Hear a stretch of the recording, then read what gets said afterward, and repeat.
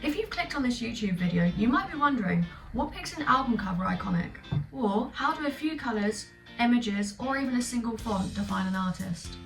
In this video, we'll be exploring the world of album cover design and its use of visual identity. For those of you who are new here, hi, my name's Ocean and I'm a cartoon and abstract inspired graphic designer and mainly artist. I've worked on projects from as simple as a logo to a full-scale branding campaign and a visual identity project. I've also collaborated with creatives and musicians to help bring their artistic vision to life. These are on projects such as posters or even cover art. Some of my past projects include cover art for musicians in the genres of lo-fi, EDM and alternative music, and also go as far as branding projects and event and tour design. Album covers are more than just packaging. They're a visual gateway to music. They define an era, spark trends, and sometimes even outlast the song themselves. Before we dive in, let me outline the objectives of today's video. By the end of this, you should be able to understand the role of visual identity in music and how it shapes perception, the essential elements of an effective album cover, lessons we can learn from iconic album covers, and tips for aspiring designers who want to break into the world of cover art. Whether you're a designer, a musician, or someone that just loves music and art, this video will open your eyes to a new appreciation for the love of cover art and its design process. Let's start with this question. What is visual identity and why does it matter? The visual elements of a brand identity, sometimes called visual branding touchpoints in the music industry, can be artists or band logos, event posters, promotional photos, visual styles of web and social network pages, colour palettes, or merchandise. However, in this instance, when it comes to cover art, visual identity can be made up of three different design elements: typography, colour, and imagery. It's not just about making the art look cool, it's about setting a mood, representing a brand, and also getting a story across. So what goes into creating a memorable album cover? First of all, typography is a standout way for artists to express their music through album cover design. Believe it or not, fonts do more than just display the album's name, they also set the tone. You can also tell just by looking at cover art what era it was from just by the typography. For instance, in the 70s, groovy types of typography were heavily used on cover art. In the 80s, they often used the artist as a centre focus and put text in a small box in corners. Coming up to more digital eras, the 90s were very digital typefaced and also used to make it look like a video game. However, in the 2000s, medieval fonts were heavily used and popular, such as the Gothic typeface. Now, when you look at cover art, typography is often hidden on cover art, or it can be the centre focus. Typography can also signify a genre. For instance, take Taylor Swift's 1989. The typography is clean and handwritten. This reflects her transition to a pop sound. On the other hand, compare that to Metallica's sharp and aggressive logo. This is instantly recognisable and stays true to their metallic roots. Now moving on to imagery and photography. Imagery can be very symbolic, like the notorious B.I.G.'s Ready to Die, where he uses a younger version of himself on the cover to contradict the lyrics. This uses the innocence of a child to illustrate how cruel world imprints on unmoulded minds. Or this strikingly literal imagery, like the baby underwater reaching for money, to show the values that society passes on to youth on Nevermind by Nirvana. Whether they're abstract, symbolic, or literal, great visuals can change the value of a cover art and leave a long-lasting impression. Now moving on to colours and composition. Colours can often evoke emotions and convey a mood. For example, bright colours like red, orange and yellow can convey a mood of excitement, while softer colours such as blue, purple and green can convey moods of calmness and soothing feelings. The composition of an album cover can include imagery, typography, colour and the overall layout. The images on it should complement the music and the concept, while the typography should reflect the genre and aesthetic. For a better overall finish, the layout should be clean and simple with a focus on the image and the typography. Many artists choose specific colourways to run through the whole brand to make them more recognisable. For instance, the White Stripes are particularly known for this. Their branding is known for using a red, white and black colourway throughout to make them more recognisable on things such as cover art, Instagram profile and their overall branding. This makes their pieces more recognisable when released. On the other hand, an example of a cover that represents a clean, yet simple and effective layout is Morris Day and the Time. Even though the colour palette for this cover art is quote unquote simple. With the image just being black and white, the composition is still well thought out as it features the red coloured typo that doesn't conflict with any of the features in the rest of the image. As you can tell, creating an album cover isn't just about slapping on some cool visuals and calling it a day. It's an intimate collaboration, and the process can take from a month to even up to 6 months. The process normally involves things such as brainstorming, drafts, and iterations. Some of my personal favourite tools to bring these things to life is Photoshop, Adobe Illustrator, and Procreate. For instance, my process when I work with my clients on cover art is I normally give a month time frame because a lot of my clients tend to want it quite quick. However, this whole month span normally includes the initial consultation, the brainstorming, the mood boards, the final pieces, and any remissions. To break this down further, here are normally what happens in the sections when I go through the stages with clients.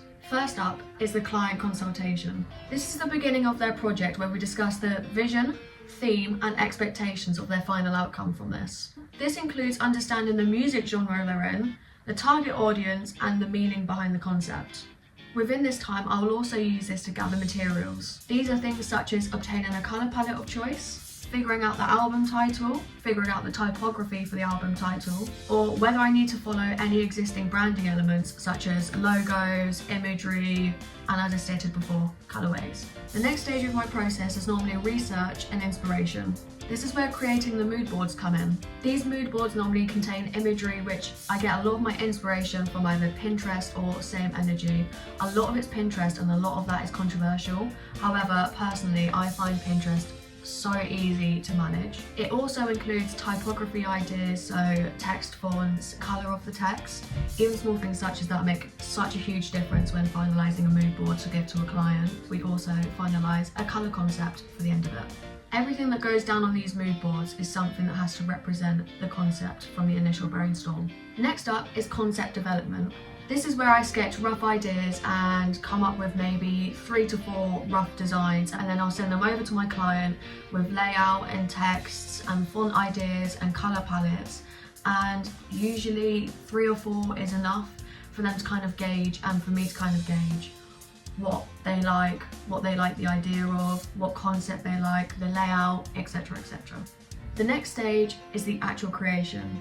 So for this, obviously, I use Procreate as I mainly consider myself an artist. However, I do also branch towards the graphic design because, as I said, I create branding content. Procreate for me is absolutely amazing. Best tool I've ever got. iPad, chef's kiss. So the standard guidelines for a piece of cover art is 3000 by 3000 pixels. On Procreate, I use those measurements and I normally start designing.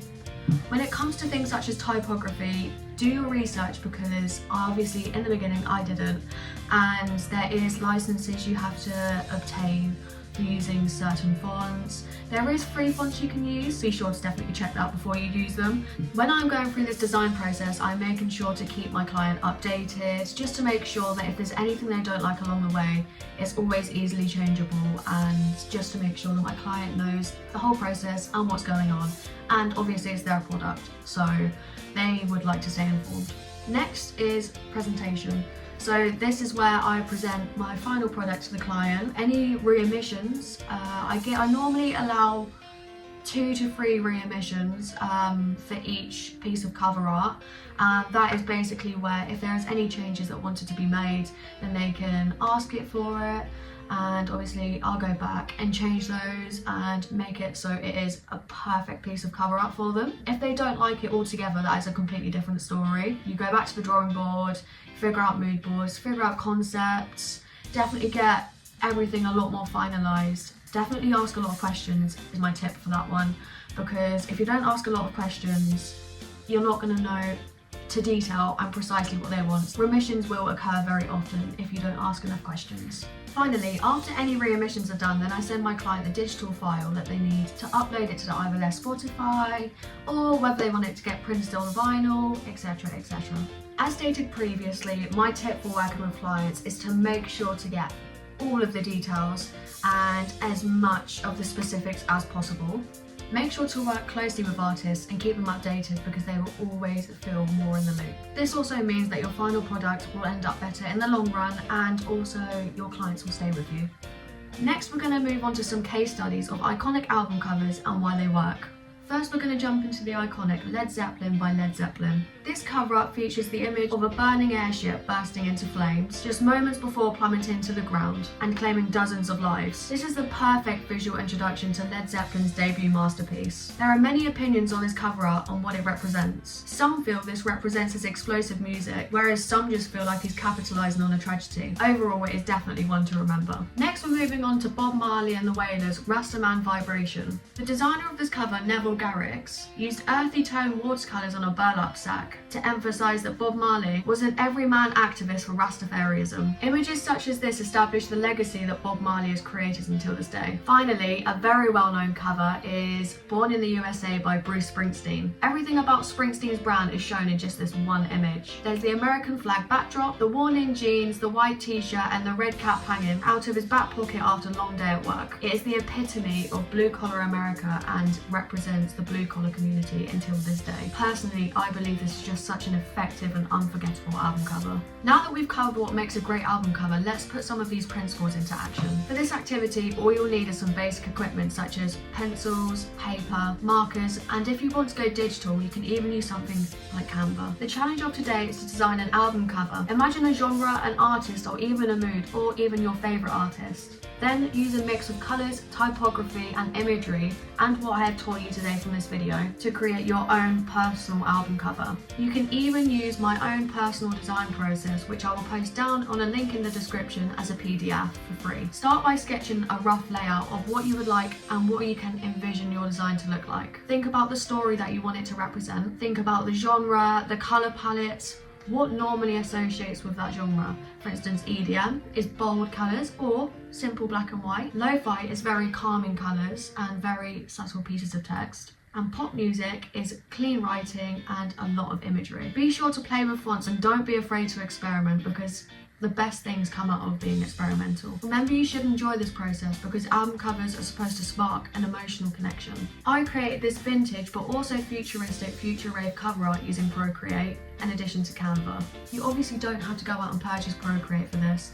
Canva is free though. Once you're done with your creation, then post it on social media and tag me in it because I would love to see what you've come up with. Who knows, you might even discover a hidden talent for album cover design. Here are my tips for aspiring designers, and if you're an aspiring designer, here are some tips to bear in mind. Number 1, communicate with your client. Communicating well with your client and understanding their brand, their vision and their concept. Even understanding their music and their sounds will produce the best products. Number 2, always experiment. Don't be afraid to try different styles. I've once found myself in a position where an alternative artist has come to me with a concept, and although it challenged me as I'm not really someone that listens to alternative music very much, researching artists within their genre and other pieces of cover art really broadens your skills and develops your knowledge. In turn, this also opens you up for more opportunities with other artists in that genre. Make sure you don't beat yourself up though if people ask for omissions, because it's always important to achieve the outcome that the client wants.